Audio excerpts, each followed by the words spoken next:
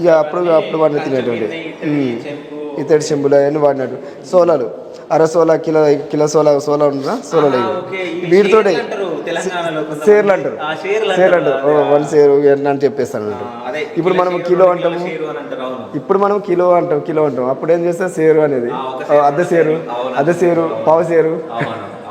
So అలాంటివి అన్నట్టు ఆ పద్ధతిలో అప్పుడు మాండలిక పద్ధతిలో భాష ఇలా ఉండేదండి. ఇసురాయి మనకు ఇక పిండి రుబ్బుకోవడానికి ఇదే పిండి ఇది యూజ్ చేస్తానండి. ఇక తాడు మంచం ఇది మామూలుగా మనం అడవి నుండి మనం సేకరించేటువంటి అది వెదురు పద్ధతితో తయారు చేస్తారండి. ఇది కూడా ఒక పద్ధతి ఉంటుందండి. ఏం ఇది అంటే మనకు 2 మాసాలు ఉంటాయి అన్నట్టు, పున్నమి అమాస. అది 15 రోజులు ఈ 15 రోజులు. పుణ్యమి టైంలో మనం ఏమైనా వస్తువు అడవిలోని పక్కల రూపంలో తీసుకొచ్చాం అనుకో వెంటనే పుచ్చిపోతుంది, ఈ చెట్టు ఖరాబ్ అయిపోతుంది. అదే విధంగా అమాస టైంలో చేసినావు అనుకో ఆ వస్తువు నువ్వు ఎన్ని సంవత్సరాలు ఉంటాయి అన్నట్టు. ఇప్పుడు గుడిసెలు కట్టాము, అవి ఇప్పుడు ట్రైబల్ హట్స్ అన్నట్టు సంబంధించింది. ఆ వస్తువు ఏంటంటే ఇప్పుడు ఇదివరకే 20 years కంప్లీట్ అయిపోయింది, 30 years దాకా కంప్లీట్ అయ్యింది. అదే కట్ట పాత కట్ట తీసుకొచ్చి పెట్టాం అంటే అది ఎప్పుడంటే అమాస టైంలో నరికింది కాబట్టి అంతసేపు ఉండదు. అదే పుణ్య టైంలో నరికేమనుకో ఆ చెట్టు ఆ కట్ట ఉంటుంది, ఎంత సేగ కట్టైనా కానీ ఖరాబ్ అయిపోతుంది.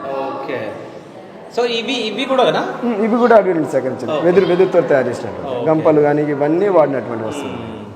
సో అంటే దీనికి ఈ బుట్టలు ఉన్నాయి కదా, ఈ బుట్టల పైన ఇది మట్టి రాస్తుందా? మట్టి ఏం లేదండి, ఇది మనకు ఎట్లంటే ఆవు పేడతో రాస్తారు. ఓకేనా, ఆవు పేడతో ఏంటంటే ఏదైనా మన పుచ్చు పట్టకుండా చేయడానికి ఒక నీట్గా ఉంటాయి అన్నట్టు. మన తర్వాత ఎండిపోయిన తర్వాత మంచిగా నీట్గా ఉండిపోతుంది ఆవు పేడతో. ఆవు పేడను మట్టి ఎట్లా పెట్టి రాస్తాం. ఇది వచ్చేసి చాట అప్పుడు ఉయ్యాల అప్పుడు పిల్లలు. ఇప్పుడు ఏం లేదు, ఇప్పుడు అంటే కట్టెతో తయారు చేసి నవార్తో వస్తుంది. అప్పుడు ఎట్లున్నాయంటే వెదురు బండతో తీసుకొచ్చేసి అట్లా అల్లేసి. కానీ వెయిట్ మోస్తుందా అసలు? అప్పుడు వెయిట్ ఏముండదు.